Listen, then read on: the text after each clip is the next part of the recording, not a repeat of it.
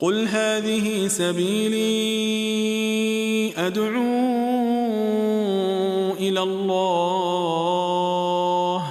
على بصيرة أنا ومن اتبعني وسبحان الله وما أنا من المشركين.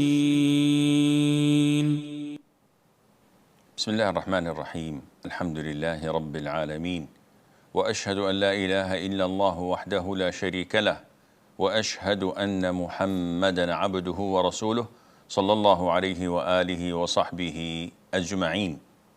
أما بعد, dear brothers and sisters in Islam, Assalamu alaikum wa rahmatullahi wa barakatuh, and welcome to this new episode of Ask Zad, coming to you hopefully live every Sunday at 4 o'clock here in Mecca region.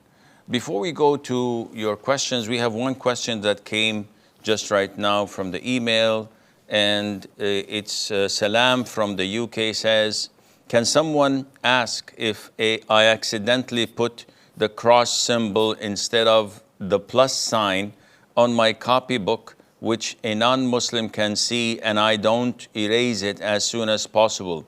Am I a kafir? First of all, we have to identify that not every cross symbol symbolizes a cross that the Christians worship. So if this was not the case, we would have not used the plus sign in calculating things. We would not have used the first aid kit because it contains a cross symbol and so many other things. And therefore, a normal plus or a cross that does not signify anything does not refer to the Christian cross, even if it does resemble the Christian cross, where the vertical line is longer than the horizontal line. If you had this done by mistake on a book or anywhere else, unintentionally, without the intention of worshiping it or glorifying it, there is no kufr in that. And I always tell the people, if you go to your next door neighbor and he's a Christian, and you give him a piece of paper that has Ashhadu an la ilaha illallah wa ashhadu anna Muhammadan abduhu wa rasuluh, and you ask him politely to read it, and he does, and he hands that paper back to you, has he become a Muslim? The answer is of course not. Why? He just read the Shahada. Because he did not have the conviction. If he did not have the conviction, then he's not a Muslim. Likewise, when you wrote or drew that symbol, did you have the conviction of glorifying it, praising it, worshiping it as a symbol of Christianity? The answer is no. In this case, there is no kufr in that, and Allah knows best. Our first caller for today is Muhammad from the US.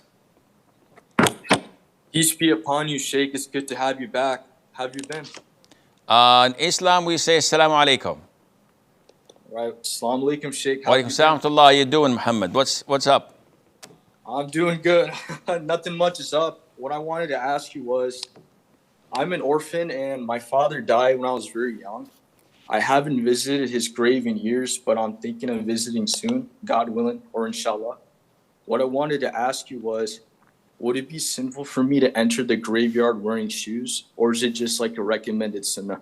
Thank you, Jazakallah khairan. Wa jazakum. First of all, Muhammad, you started your question by saying I'm an orphan, and this is incorrect, because through the analyzing your sound, you've definitely hit puberty and probably exceeded that by light years. Therefore, the definition of an orphan is a child whose father is dead and the child has not reached the age of puberty. Once a person reaches the age of puberty, he's not labeled as an orphan anymore. Secondly, it is not permissible to wear shoes while stepping on a grave, while walking through the graveyard and on the corridors that is paved and there are no graves underneath, there's no problem in you wearing your shoes all the way. So the prohibition is to wear shoes, and with these shoes you step on actual graves, and Allah knows best. Khamis from the Emirates.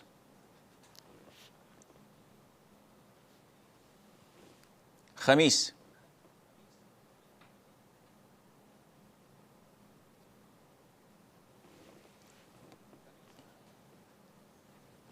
Sadiqa from Bangladesh.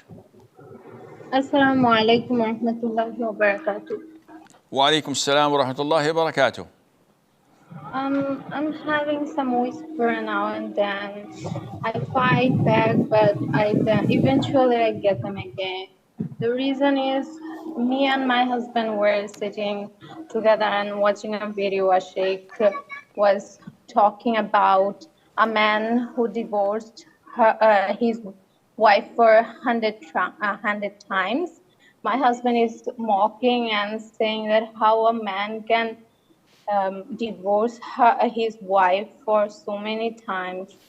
I think he might say like this, divorce, divorce, divorce. And I stopped him and I said him that, what are you doing? You should not say like this. And he said me that I've already mentioned, I'm not divorcing you. I'm talking about that man. And the other day we have a fight and I'm threatening him that if you are not gonna provide for me, I will file for divorce. And he said, do whatever you like. Is this two incident count as a divorce? Because I'm getting this whisper that this might count as a divorce, and it happens so many times. I might be living in Jannah. First of all, when you ask your husband or you state to your husband, if you don't provide for me, I'm going to file for divorce, this means that you have the intention and the willingness to break the marriage. This is not normal. It's not normal for a wife to go and address her husband in such a fashion. Nevertheless, the word divorce has to be accompanied by intention, in the sense that if I, for example, was giving a lecture in the masjid, and among the audience is my wife, and I'm discussing the chapter that deals with marriages, divorces, custody, and the likes. And I come to the chapter that deals with divorce, and I'm teaching the students and say that, so if a man says to his wife, if I say to my wife, I divorce you, this is a clear statement of divorce. So if I say I divorce you or you are divorced, then the divorce takes place. My wife cannot jump and say, Alhamdulillah, he divorced me 3 times. He says, I divorce you, you're divorced. So now I'm finally I'm divorced. This was like a life sentence. Woo, let's go. I said, wait, hold your horses. What are you doing? She said, you divorced me. And I asked the students, did I divorce her? Every single one would say, of course not, Sheikh. You were teaching us the phrases of divorce and we were dealing with fiqh issues. So this is not a divorce. And what your husband said, this is not a divorce. He was just merely repeating what the Sheikh had said on the video. And also, when he asked you to ask or to file for divorce, this is not initiating divorce. This is what you said. And he said, if you want to get a divorce, get a divorce. But he did not say, I divorce you. Likewise, intentions. If a husband says to his wife, I will divorce you. Next week, I will divorce you. This is not a divorce. It's something in the future. Divorce has to be in the present tense or in the past tense, and Allah knows best. Duda from Tanzania.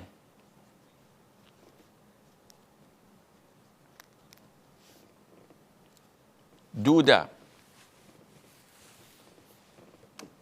Hello, assalamu alaikum. Assalamualaikum.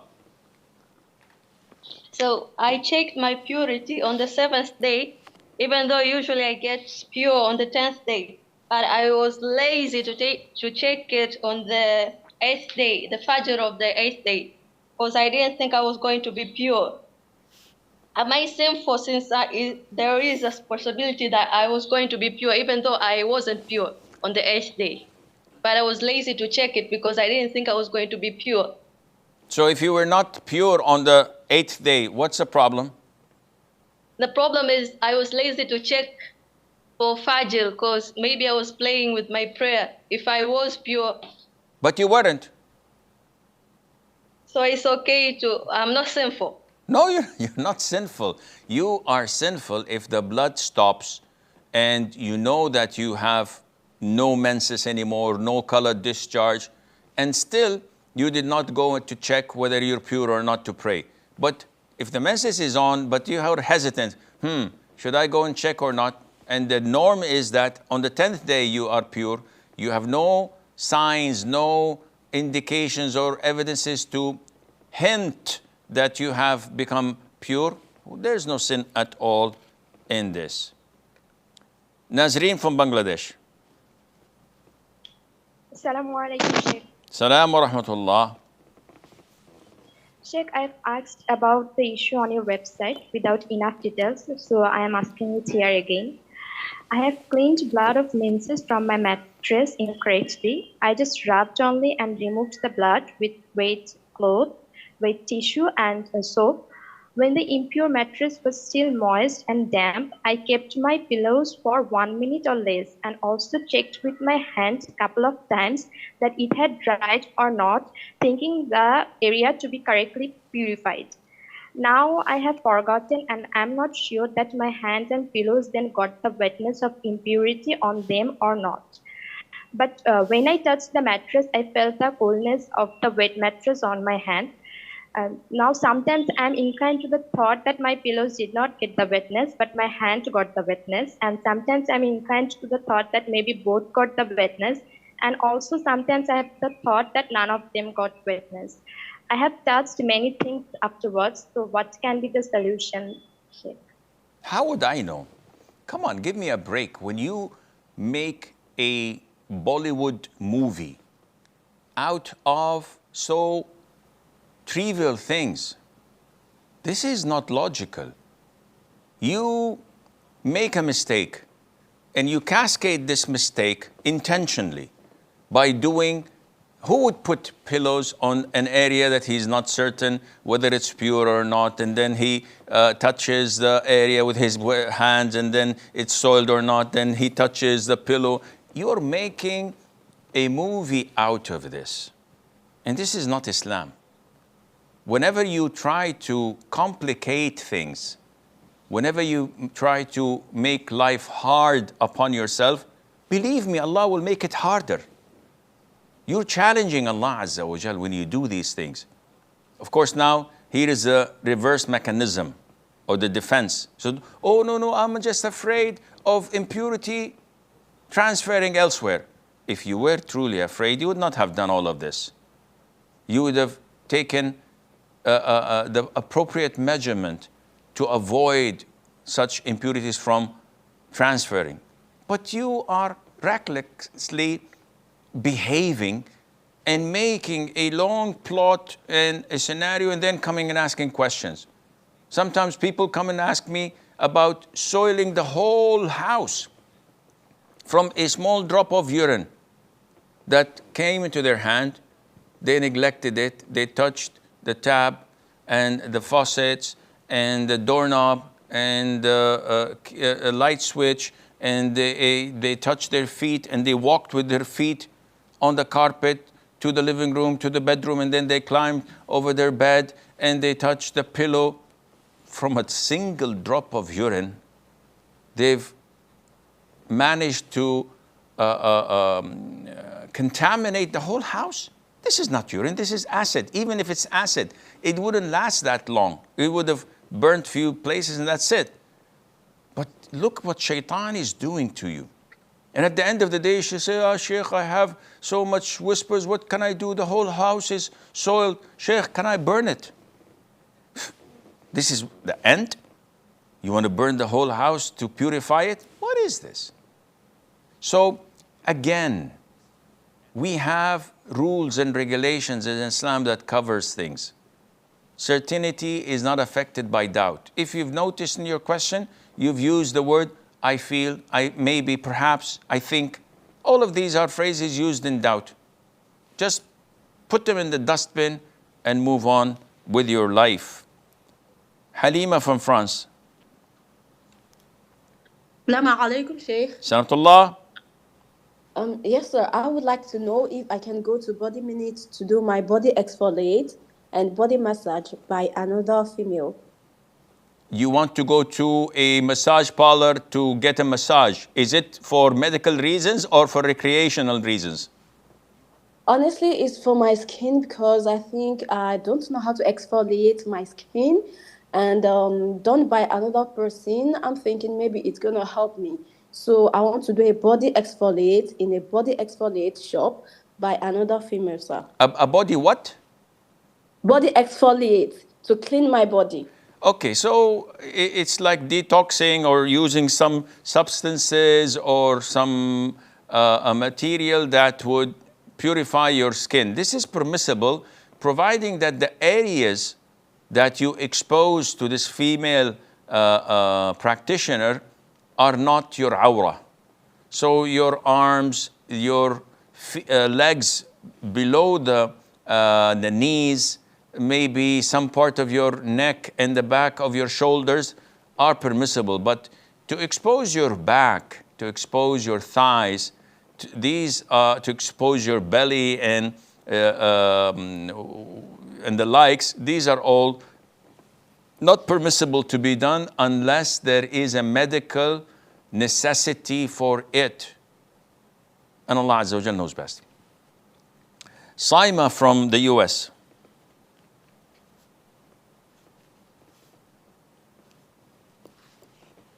Saima from the US.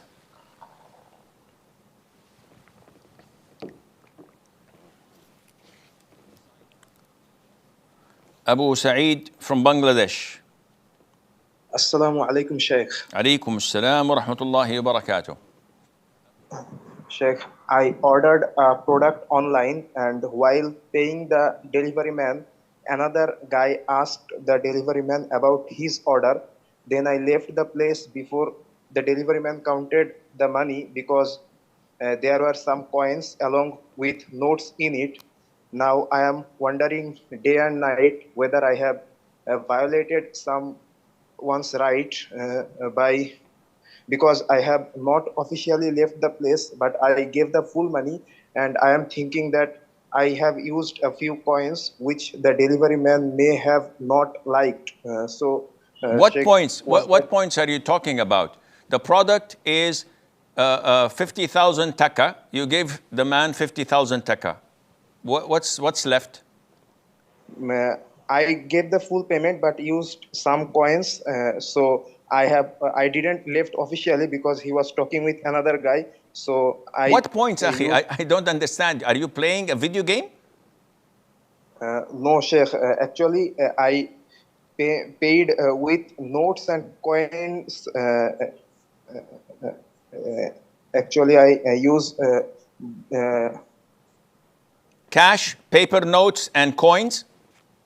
Yes, I combined both of these, and I think that the delivery man may have not liked to take the coins because everyone uses notes, and they generally don't like. No problem. No, it's not his preference. As long as you paid him money, whether it's coins or in banknotes, the money has the payment was paid in full. You have no worries whether he likes it or not, and the payment is good and the product is good, inshallah. Sumayya from the UK. Assalamu alaikum, Sheikh. Salam wa rahmatullahi wa barakatuh. So my sister is taking contraceptive pills, and her menses started to be more than usual. So the first month she got like more than 15 days. And the second month, she started to call the doctor, and the doctor gave her more pills to cure her overflowing of menses, but then it just went worse. And we don't know what exactly is a month for her to decide, like, this is 15 days in a month. And now she keeps getting discharges, and I've advised her that once the discharge starts to look like more like a period, then that's her period. And when it starts to go back to the original light discharge, then her period has ended. And she doesn't know exactly the day it is to come in a month, because it keeps on coming in 28 days, and that means 2 days earlier than the last period. But she knows that it's 6 days. It used to be 6 days, but that's how now she's praying. But we would like some advice. As long as she does not know when the fixed date in the lunar month where her period usually starts, then she should go to the second level or type of distinguishing her period through the characteristics that are accompanied. So when she gets the cramps and the color and the smell of the discharge, the blood, is similar to her usual menses, then she should stop praying and fasting. The moment it stops, as you've stated, is 6 days usually. So if it's 6 or 7 days and it stops, she takes ghusl and she resumes to pray and fast and act normally. Doing this, that is, cleaning herself and performing wudu for each and every prayer once the time is due. And once the time is over and the new time of the prayer is due, she has to clean herself and perform wudu and pray until she sees the change of characteristics of such blood resembling her menses. Then she should stop, and Allah Azza wa Jal knows best. Alim from Ireland. Assalamu alaikum. Salamtullah. I noticed in one of your videos, like, you were talking about begging, or like how asking is begging. So like, if I ask like my siblings to get me something, like something for my computer or like a game or something like that, or ask something for my parents, is it categorized as begging, or is it just like me requesting something? Begging is asking people for something that such people are not obliged to provide you for it. Your parents are your parents, so they are obliged to provide you for whatever you may need, especially if you're not working, if you're a student, if you're not earning. And asking them is permissible, it's not begging. Asking your siblings for such favors when you know that they are giving without any ill feelings, and when they ask you to do something for them, you would do that similarly. This is not begging. Begging is when you go to people you know and you say, well, I like that pen you have. Can I have it? Can I take this or that? Can you buy me something? Can you give me money?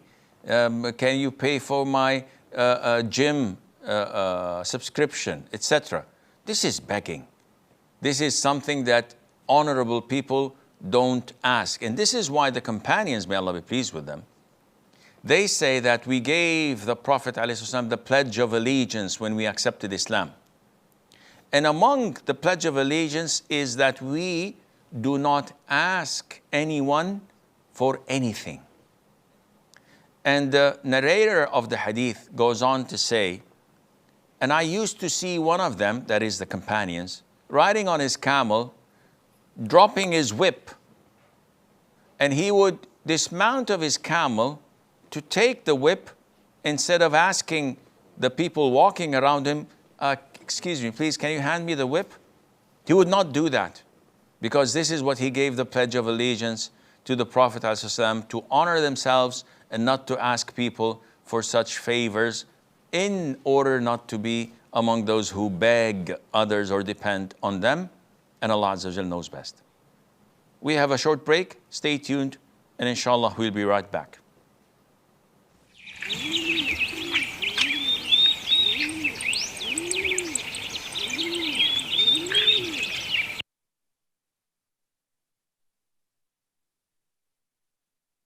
Assalamu alaikum wa rahmatullahi wa barakatuh. Today I'm going to talk about the book Interactions of the Greatest Leader. Prophet Muhammad sallallahu alaihi wasallam reminded us through his guidance and example that Islam is complete submission to the will of Allah.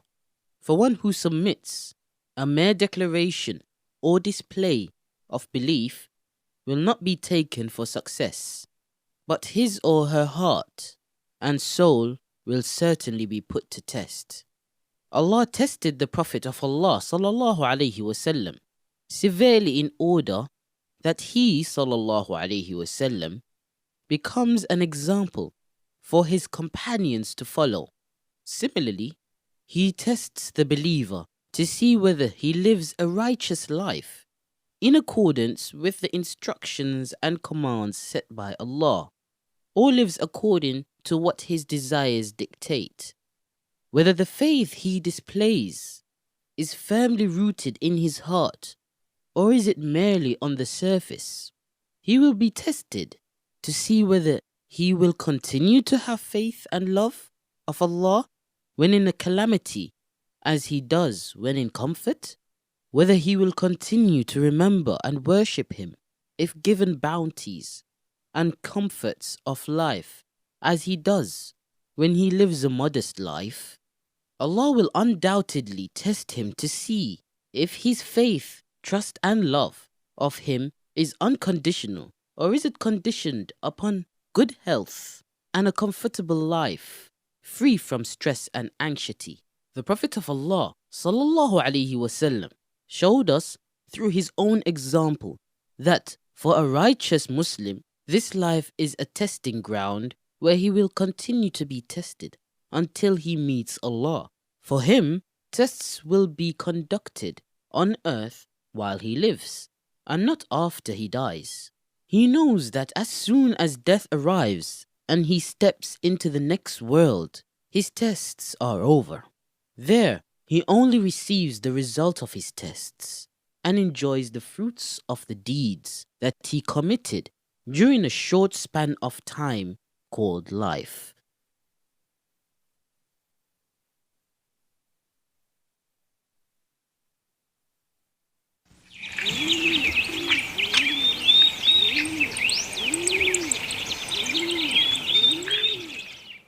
Assalamu alaikum wa rahmatullah and welcome back.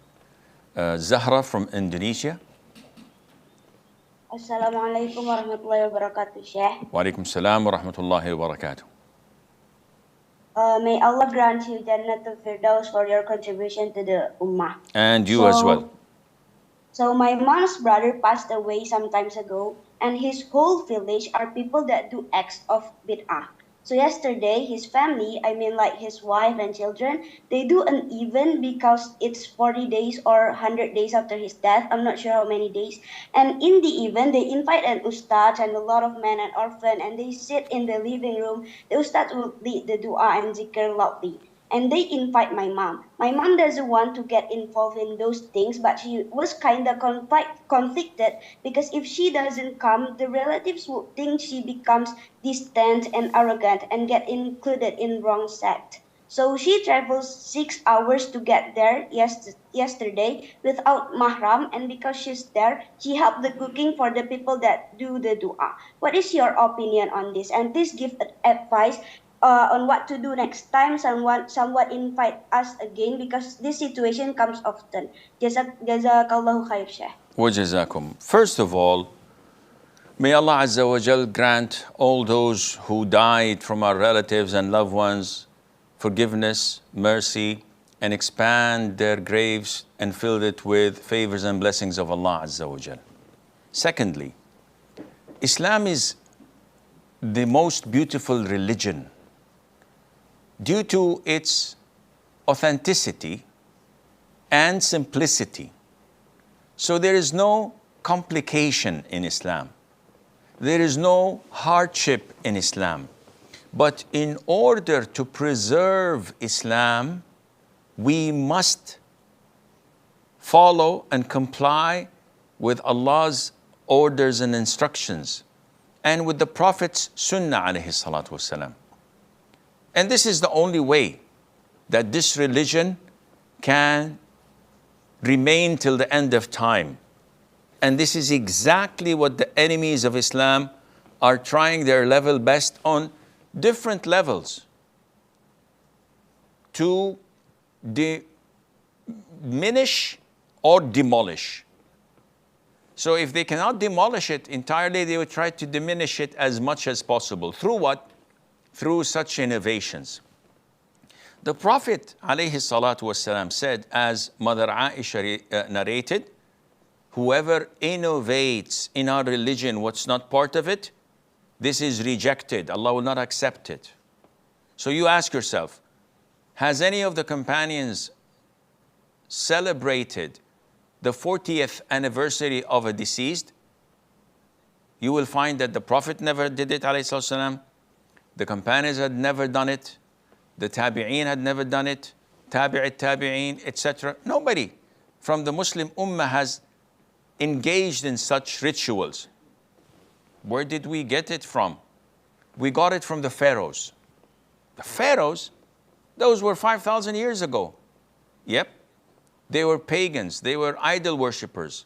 And they thought that when their pharaohs died, they will be resurrected after 40 days. And that's why they used to put jewelry in their tombs and their pyramids and where they were buried, and sometimes even animals, livestock animals, because they thought that they're going to come back to life. Unfortunately, these ignorant Muslims are practicing the same practices. How did they get it? From Shaitan. Satan came to them and said, it's a good thing. Doesn't it express your love to the deceased? Surely does. Let's do it. But the Prophet didn't do it. Well, the Prophet didn't do a lot of things. A'udhu billahi minash shaitanir rajim. This is how they diminish or demolish Islam. And those who are doing this, they're causing hardship to themselves. Your mom traveling without a mahram. So that's sin. That's a sin. Traveling for 6 hours to do what? To please Allah? No. To please those ignorant people in their innovation, in collaborating with them. And this is not the only thing, Zahra. In your country and in other Muslim countries, all over the Muslim world, the Muslims are engaged in major innovations. Sometimes in shirk, plain shirk. And that's why they warn you and they threaten you from following people like us, who call you to simply follow the Quran and the Sunnah. You love the Prophet ﷺ? I love the Prophet ﷺ. Let's follow his Sunnah. These people say, don't. Whoa, you don't want us to follow the Sunnah? Said, no. You should follow us only. Leave the Quran, you cannot understand it. Leave the Sunnah of the Prophet ﷺ. It's too difficult for you to understand. Who should we follow? Follow us with our big turbans and with our long prayer beads and with our innovations in Islam. This is where you take your Islam from. We, on the other hand, say, don't follow us. Follow the Quran and the Sunnah. Here's the Quran and the Sunnah. It's very simple. They don't want you to do this. And this is why they have divided the Muslims. And this is why those in control, those in authority, these muftis, these scholars of such areas dominate their flock. And they milk them for money and for power. And whatever Simon says, they have to comply. Liberate yourself. Free yourself by following Allah's commands and the Prophet ﷺ Sunnah through the understanding of the righteous 3 favorite generations. This is what we call people to. And it doesn't cost much. Actually, it doesn't cost anything. But it liberates you. It makes you worship Allah directly, not through these monks and priests who try to embezzle people, building tombs over graves, building shrines and asking people to worship other than Allah Azza wa Jal like such people. May Allah guide the Ummah back to Islam. Muhyi from Djibouti. Assalamu alaikum, Sheikh. Alaykum assalam wa rahmatullahi wa barakatuh. So I'm a video editor, and I edit videos, YouTube videos for clients, and it's about financing and business topics. So most of the clients require music background to be added for the videos. So my question is, if the client himself add the music to the video after I've done it, I just edit the video without the music, so I don't deal with it. And then the client, either he does it himself, or so he hires someone else to add the music to the video. Will my payment for editing the video still be haram? Muhyi, if the content of the video is halal, so if it is dealing with halal stuff, there is no riba, there is nothing endorsing haram or promoting haram, and all what you do is just edit it or put subtitles to it or thumbnails or the likes, and you give the product back to the owner without collaborating with him or showing him or telling him that this is where you should put the music, but I'm not going to put anything because it's haram. If you're not collaborating with him on anything that is haram, what he does with the end product that you've given him, which is halal, this is his business. And your income is halal, insha'Allah. Munib from the US. Munib. Assalamu alaikum wa rahmatullahi wa barakatuh. Wa alaykum assalam wa rahmatullahi wa barakatuh. Sheikh, in one of your videos, I've heard you saying that the angels have free will, and I'm a bit confused that, we know that angels don't have a choice to disobey Allah as we humans do. So I did not get this. The angels have free will. What's your dispute with it? No, I don't have any dispute. I'm just trying to understand. We know that they can't disobey Allah, so they don't have choice in that matter. So how can we say that they have free will? No. When they do not disobey Allah, not that because Allah forced them to do this. There's a big difference.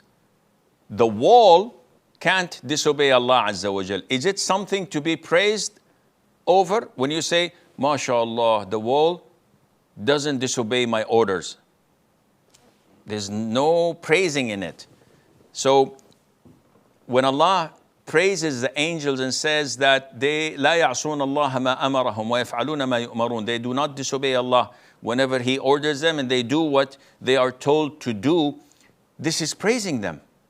If they were compelled, there would not be any praise on that. They would be like animals who do exactly what Allah tells them to do. But they have free will. Yet, through their free will, they do not dispute or they do not disobey Allah. When Allah tells them to prostrate to Adam, they comply. Satan did not comply because he is not an angel. He's from the jinn, as clearly described in the Quran. When Allah tells them that I'm replacing or placing an individual that they will take turns one after the other on earth, they asked, "Oh Allah, how do you place someone who would shed blood and cause corruption on earth?" So they do have free will. They do ask and they do comply with whatever Allah tells them to do out of their own free will, and Allah knows best. Heidi from the Emirates. Assalamu alaikum. Salam rahmatullah. Sheikh, previously you talk about charity, the benefit of charity, which we all believe. I have one question. If someone wants to keep a charity, maybe keep it like some amount on the monthly basis or a weekly basis, do you think is it okay? This is up to your preference. If a person reaches to his pocket and gives money to the poor, that's good for you. If he decides to do that on daily basis, like some of the Salaf used to do, the one who narrated the hadith of the Prophet ﷺ, where he said an individual would be under the shade of his charity on the Day of Judgment. So one of those narrators or those who reported this hadith used to give every single day part of whatever he has, even if it's an onion or a piece of cake or a piece of bread, depending on this hadith, that he would be on the shade of his charity. Someone says, no, I'd like to do it once a week. Someone says, no, I'm going to take a percentage of my monthly salary. I know one of my relatives, may Allah have mercy on his soul, who used to take 25% of his salary every month to give it in charity. It's fixed, and it's between him and Allah. Nobody knows about this except those who were close to him. So such a person does this for the sake of Allah. There is no obligation upon him. No one is forcing him. He's not doing it as a vow. This is what's not recommended or permissible to do as a vow. Oh Allah, it's a vow on me. If you do this for me, if you cure my ill patient, or if you make me pass the exam, I'll give you 10% of my weekly allowance. This is what's not recommended, and that which the Prophet ﷺ told us not to do.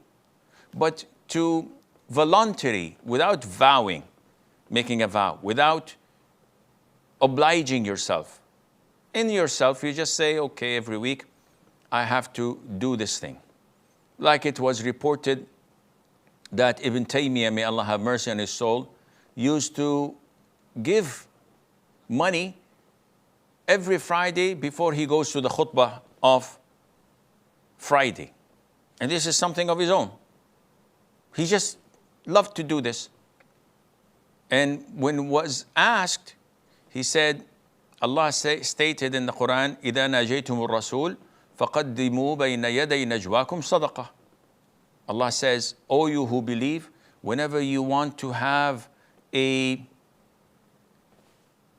talk that is secretive between you and the Prophet ﷺ, you have to, in advance, give charity. This verse was revealed when all the companions used to overwhelm the Prophet ﷺ with questions. So this was a bit tiring for him. He was overwhelmed by it. So Allah Azza wa Jal revealed this ayah. And when this ayah was revealed, the companions refrained from asking the Prophet ﷺ questions because this meant money. Ali ibn Abi Talib, may Allah be pleased with him, said, I was the only one who actually executed and implemented this ayah when I took one of my rings and I gave it in charity and I spoke to the Prophet ﷺ in private. Then this ayah was abrogated. And now everybody could speak back to the Prophet ﷺ, but they've learned their lesson. So this is his understanding. He never said that it's part of the deen.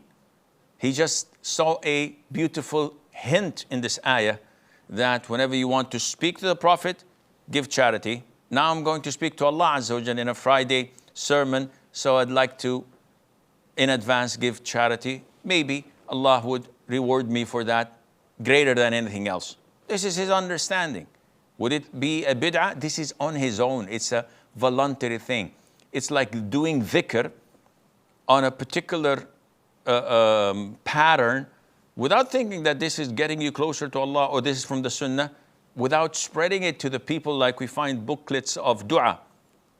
And none of it is in the Quran or in the Sunnah. But they say that we've tried it, it's good. No, this is not recommended or permissible because people would think that this is from the Sunnah and they will copy it and do it.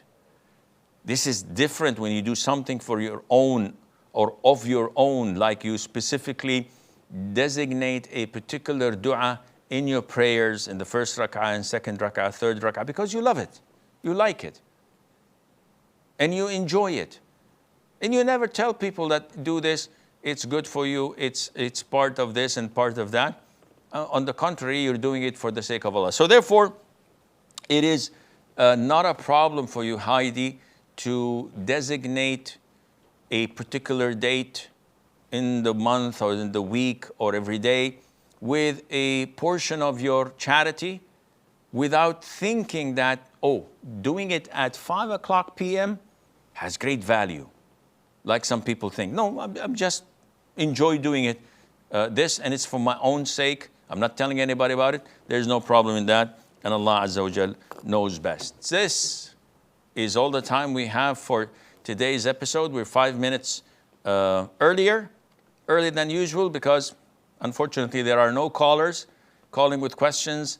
And I know that I was away for a couple of weeks, but inshallah I'll be with you the next couple of weeks, and then I'll be off to join Huda TV, inshallah Azza wa Jal, and ask Huda for another couple of weeks, and then we will resume business as usual with the grace of Allah Azza wa Jal. And until we meet next time, I leave you fi amanillah. Wassalamu alaikum wa rahmatullahi wa barakatuh.